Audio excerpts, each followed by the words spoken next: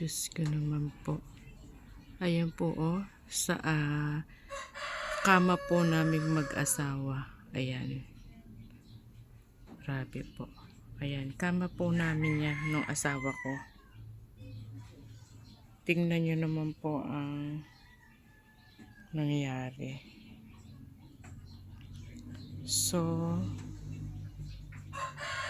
diyan pa po talaga siya natulog. Ayan, gumagalaw-galaw pa yung kamay niya. Grabe naman po etong alaga ko na to. Napaka-bisyo niya naman. Talagang dito pa po sa aming kamang mag-asawa natutulog. Kasi ayan po nakatawon. Ayan. Ayan po yung unan namin. So, grabe po itong aking alaga na to. Talaga pong diyan pa siya natutulog mga. Ayan po. Grabe po, sarap ng tulog niya. Uy, ayan. Oh, tulog na tulog po siya. Ayan, higaan po namin ng asawa ko yan. Kama po namin. Grabe siya. Talagang diyan niya pa po ninais na matulog.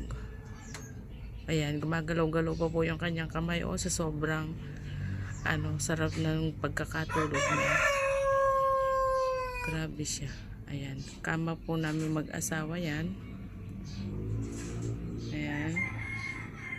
So, sobrang ambisyosa po ito aking alaga na to. Talagang minabuti niya pang matulog dyan po.